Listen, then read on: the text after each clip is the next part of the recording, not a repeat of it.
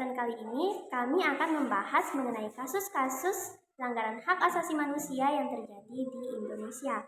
Nah, apakah kalian tahu apa itu hak asasi manusia? Jadi, hak asasi manusia adalah hak yang melekat pada diri manusia sejak mereka dilahirkan.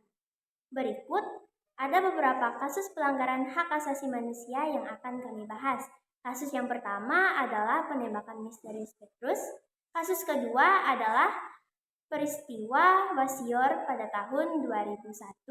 Dan kasus yang ketiga adalah kerusuhan yang terjadi pada bulan Mei pada tahun 1998.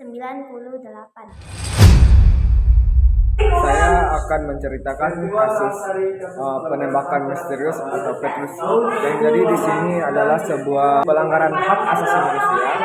Jadi saya akan membacakannya.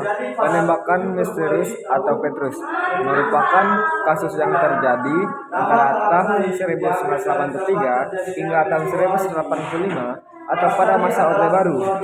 Peristiwa ini termasuk dalam golongan kasus pelanggaran hak asasi manusia karena telah mengadili seseorang tanpa melalui proses hukum. Pelanggaran hak asasi yang dilakukan dalam Petrus adalah menghakimi siapa saja yang dinilai sebagai pelaku kriminal atau kejahatan seperti preman, perampok, dan lain-lain. Pada tahun 1983 tercatat sebanyak 532 orang tewas dan 367 tewas karena luka tembak diduga korban penembakan misterius. Kemudian pada tahun 1984 ada 107 tewas dan pada 1985 diantaranya tewas karena ditembak. Yang melatar belakangi itu, pada awal tahun 1980-an telah banyak ditemukan warga Indonesia yang tewas. Bahkan kian tahun terus meningkat. Panglima Angkatan Senjata Indonesia, Jenderal Leonardus Benjamin, mulanya menyalahkan kasus pembunuhan ini kepada geng. Berawal dari situ, tanpa diberitahu kepada publik, penembakan misterius dilakukan untuk menekan angka kriminalitas. Operasi ini direncana akan dilakukan di bulan Maret tahun 1983 oleh Komandan Granisium Yogyakarta, Letkol M. Hasbi. Namun, setelah berita ini tersebar, beberapa penjahat menyerahkan diri, beberapa ditembak, ada yang melarikan diri, dan yang lain berhenti melakukan kejahatan tersebut. Ternyata peristiwa Petrus ini membuat angka kejahatan menurun secara signifikan, khususnya tahun 1983. Kejahatan kekerasan di Yogyakarta menurun dari 57 menjadi 20 dan Semarang menurun dari 78 menjadi 50. Dampaknya, pada kasus Petrus tahun 1983 tercatat sebanyak 532 orang tewas dan 367 orang tewas karena luka tembak. Kemudian, pada tahun 1984 ada 107 orang tewas dan pada tahun 1985 sejumlah 74 orang tewas, 28 diantaranya tewas karena ditembak. Masalah Petrus pada saat itu memang menjadi berita panas. Ada yang mendukung, ada juga yang tidak. Aksi Petrus dianggap telah melanggar hak asasi manusia karena telah membunuh seseorang tanpa diadili melalui jalur hukum. Amnesty International juga mengirim surat untuk menanyakan kebijakan pemerintah Indonesia. Pada akhirnya, Petrus diakhiri nada 1985 karena mendapat perdebatan pendapat dan tekanan dari internasional. Peristiwa Wasior tahun 2001 adalah peristiwa berdarah yang pernah terjadi pada tahun 2001 di Papua. Peristiwa Wasior termasuk pelanggaran HAM berat yang sampai sekarang 21 tahun juga belum mendapatkan titik terang. Proses peradilan juga berjalan setangan sehingga keluarga korban dan korban tragedi Wasior 2001 meminta pertanggungjawaban kerugian material dan moral kepada pemerintah. Selain itu, mereka juga meminta agar anak-anak korban sebisa mungkin diangkat sebagai pegawai negeri. Lalu bagaimana kronologi peristiwa Wasior 2001? Bagaimana ya? Menurut catatan, penyebab awal terjadinya tragedi Wasior 2001 adalah ketika perusahaan kayu VT dianggap warga telah mengingkari kesepakatan Adapun kesepakatan yang dibuat berkaitan dengan pembayaran saat pengepalan kayu, ganti rugi hak ulayat masyarakat adat. Hak ulayat adalah hak penguasa tertinggi atas tanah kepunyaan bersama warga di bawah masyarakat hukum adat. Karena mereka merasa diingkari, masyarakat menyampaikan tuntutan mereka dengan menahan speedboat perusahaan sebagai jaminan. Setelah sebelumnya mereka memberikan toleransi beberapa waktu, aksi masyarakat ini kemudian dibalas oleh perusahaan dengan mendatangkan brimob untuk melakukan tekanan terhadap masyarakat. Dalam sidang UPR PBB yang dilaksanakan tanggal 3 Mei 2017 di Jenewa, pemerintah Indonesia menjanjikan bahwa Kejaksaan Agung sedang mempersiapkan proses pengadilan di Pengadilan HAM di Makassar. Contoh pelanggaran HAM berat di Indonesia, perkembangan kasus Wasior saat ini, korban dan keluarga korban peristiwa Wasior menuntut keadilan atas kerugian yang mereka alami akibat tindakan yang dilakukan oleh para aparat.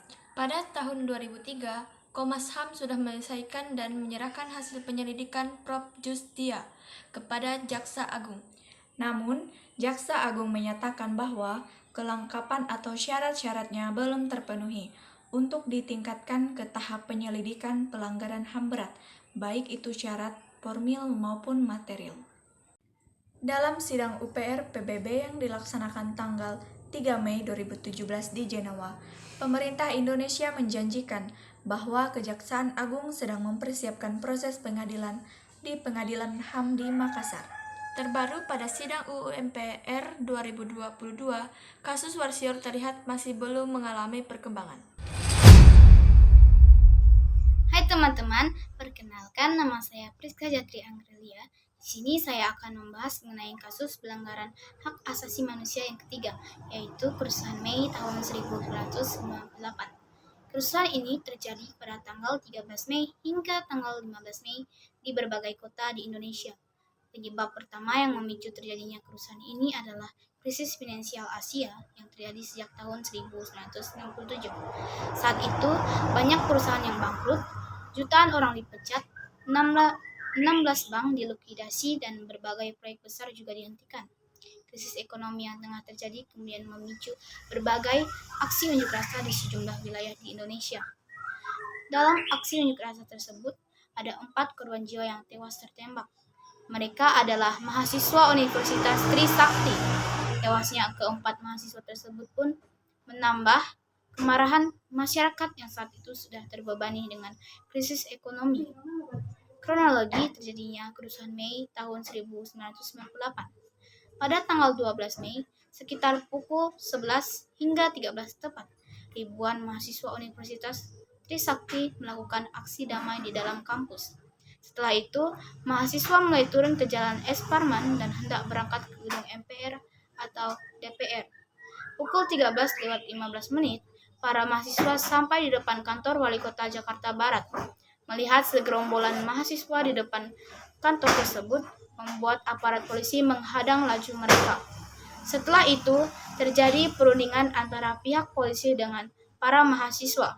Kesepakatan yang dicapai ialah para mahasiswa tidak melanjutkan aksi unjuk rasa mereka ke MPR atau DPR. 15 menit setelahnya, pukul 13:30, para mahasiswa melakukan aksi damai di depan kantor Wali Kota Jakarta Barat. Kondisi dan situasi saat itu dapat dibilang masih sangat tenang. Tidak ada ketegangan sama sekali antara pihak aparat dan para mahasiswa. Pukul 16:30, polisi mulai memasang garis polisi dan meminta para mahasiswa untuk memberi jarak 15 meter dari garis tersebut. Tidak berselang lama, pihak polisi pun meminta agar mahasiswa kembali ke dalam gedung kampus. Tanpa ada ketegangan apapun, mahasiswa membubarkan diri dengan tenang dan tertib. Namun, tiba-tiba terjadi tembakan dari arah belakang barisan para mahasiswa. Mendengar suara tembakan tersebut, para mahasiswa lantas berlarian dan berusaha untuk menyelamatkan diri. Para mahasiswa berusaha berlindung dengan masuk ke dalam gedung-gedung kampus, sementara para aparat masih terus menembakkan senapannya. Puluhan gas air mata juga dilemparkan ke dalam gedung kampus. Sekitar pukul 17:15, situasi di dalam kampus sangatlah mencekam. Beberapa korban jiwa juga berjatuhan, salah satunya adalah 4 mahasiswa Trisakti yang tewas karena tertembak. Keempat mahasiswa tersebut adalah Elang Mulia Lesmana, Arvindin Royan, Heri Hertanto, dan Hendiawan Si. Hai teman-teman, perkenalkan nama saya Monalisa Apriliani Kulata dan dipanggil Mona. Baiklah, di sini saya akan membahas kelanjutan kronologi kerusuhan yang terjadi pada tanggal 13 sampai 15 Mei pada tahun 1998 yang sebelumnya telah teman saya bahas. Dan lanjut pada tanggal 13 Mei pada tahun 1998. Pada waktu itu, pukul 1:30 dilakukan jumpa pers yang dihadiri oleh Pangdam Jaya Maijen TNI Syafri Syamsuddin di Mapolda Metro Jaya. Selain itu, hadir juga Kapolda Maijen Hamaminata, Rektor Universitas Trisakti Profesor Dr. Mudanton Murtejo, dan 2 anggota Komnas HAM AA Baramuli dan Bambang W. Suharto. Beberapa jam kemudian, tepatnya pukul 10, mahasiswa dari berbagai kota yaitu Jakarta, Bogor, Tangerang, dan Bekasi berdatangan ke Universitas Trisakti untuk menyatakan bela sungkawa. 2 jam setelahnya, tepatnya pada pukul 12, kerusuhan massa mulai terjadi di Jakarta. Berbagai aksi perusakan dan pembakaran bangunan serta kendaraan bermotor terjadi. Mulanya, kerusuhan terjadi di kawasan sekitar kampus Trisakti, tetapi aksi perusakan dan pembakaran meluas hingga ke kawasan lainnya. Pada tanggal 14 Mei pada tahun 1998. Aksi kerusuhan yang awalnya hanya terjadi di Jakarta mulai merambah ke kota-kota lainnya seperti Bogor, Tangerang, dan Bekasi. Pembakaran, perusakan, serta penjarahan toko dilakukan oleh massa. Kota Bogor, Tangerang, dan Bekasi saat itu sudah lumpuh total. Dan hingga pada tanggal 15 Mei pada tahun 1998, Presiden Soeharto yang mengetahui peristiwa kerusuhan Mei tahun 1998 bergegas kembali ke tanah air dari Kairo. Waktu itu muncul isu bahwa Presiden Soeharto bersedia untuk mundur dari jabatannya. Akan tetapi berita tersebut langsung ditampis oleh Menteri Penerangan Alwi Dahlan. Presiden Soeharto membantah bahwa ia bersedia mengundurkan diri. Namun, jika kepercayaan masyarakat terhadap Presiden Soeharto sudah hilang, maka Presiden Soeharto bersedia untuk lengser dari jabatannya. Akhirnya, seminggu kemudian, tepatnya pada tanggal 21 Mei pada tahun 1998, Presiden Soeharto memutuskan untuk mengundurkan diri dan mengalihkan jabatannya kepada Presiden B.J. Habibie, yang merupakan presiden ketiga di Indonesia. Dampak dari kronologi ini adalah angka resmi menunjukkan sebanyak 499 orang tewas dalam peristiwa kerusuhan pada bulan Mei tahun 1998. Selain itu, lebih dari 4.000 gedung juga hancur atau terbakar. Kerugian fisik yang ditanggung oleh pemerintah Indonesia sendiri adalah sebesar Rp 2,5 triliun. Jadi, itulah semua kasus pelanggaran hak asasi manusia yang telah kami bahas. Baiklah, dari semua kasus tersebut dapat kita simpulkan bahwa melakukan suatu pelanggaran dapat merugikan semua orang, baik itu diri sendiri maupun orang lain. Jadi, sebaiknya jangan melakukan tindak pelanggaran, baik itu yang terkecil maupun yang terbesar. Sekian dan akhir kata, saya ucapkan terima kasih. 버스 안에서 going 이불 속에서 going going은 언제나